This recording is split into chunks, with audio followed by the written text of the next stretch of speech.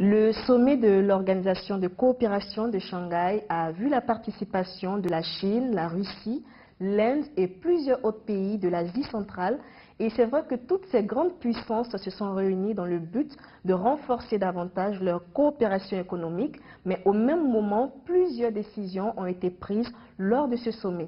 Vous, en tant qu'analyste, dites-nous, Monsieur Mamadou Fall, qu'est-ce qu'on peut retenir de ce sommet cette année? Voilà, merci Christina de me donner l'occasion de me prononcer sur un sommet aussi important que celui de Shanghai. Alors c'est un sommet quand même qui est un peu la continuation du groupe de Shanghai qui, comme vous le savez, a été créé en 1996. Et je me réjouis de constater que ce sommet a fait un immense progrès. Il a beaucoup évolué parce qu'un sommet qui à l'origine était conçu pour se prononcer essentiellement sur la transition que les pays de l'Asie centrale devaient négocier après l'éclatement du bloc de l'Union soviétique. Voilà que ce pays a cheminé jusqu'à devenir un véritable instrument de la coopération internationale.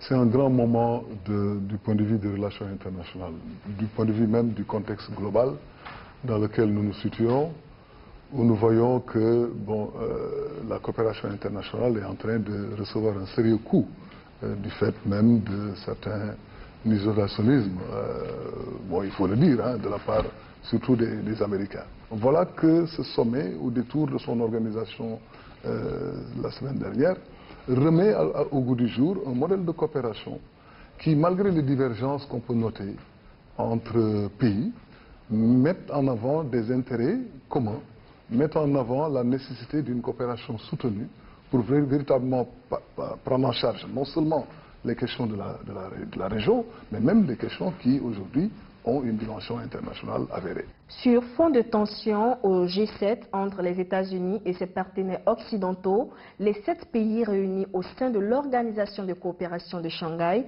ont exprimé leur unité. Est-ce que vous pensez que l'Organisation de coopération de Shanghai dispose de nombreux atouts pour jouer un rôle majeur devant cette situation? Selon vous, quel est le poids de cette organisation? Si vous prenez la Chine, la Russie et l'Inde, vous avez la moitié de l'humanité, sinon même plus. Donc il y a un poids démographique qui est réel, il y a un poids économique qui est évident, mais aussi je pense qu'il y a aussi un poids diplomatique qui est non moins évident. La Chine est en train vraiment de réussir des prouesses du point de vue de la diplomatie internationale. Donc le poids démographique, le poids économique, le poids diplomatique, tous ces ingrédients se sont réunis dans ce sommet. Je pense que l'autre aspect qui montre le potentiel de ce sommet, c'est la force des pays qui en sont les locomotives. J'ai nommé la Russie, j'ai nommé la Chine, j'ai nommé l'Inde. Ce sont 3 pays qui comptent sur l'échiquier international. Et les avoir à la même table, nourrissant les mêmes desseins, ayant les mêmes stratégies, faisant une conjonction de leurs moyens, moi je pense que c'est un immense pari sur l'avenir. Et je n'ai pas de doute que si le tempo là se maintient, si la tendance se maintient, le groupe de Shanghai fera véritablement long feu et arrivera à résoudre les grandes questions auxquelles ces pays-là sont confrontés. Regardez, voilà un sommet depuis le groupe de Shanghai créé en 1996.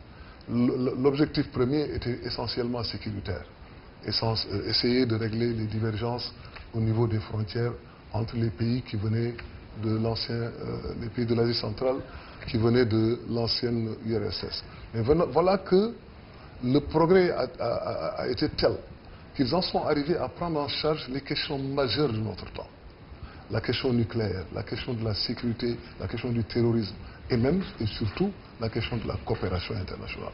Je crois que sous ces 3 éléments, sous ces 3 angles, le sommet de Shanghai annonce des perspectives grandioses, non seulement pour la région mais pour toute l'humanité.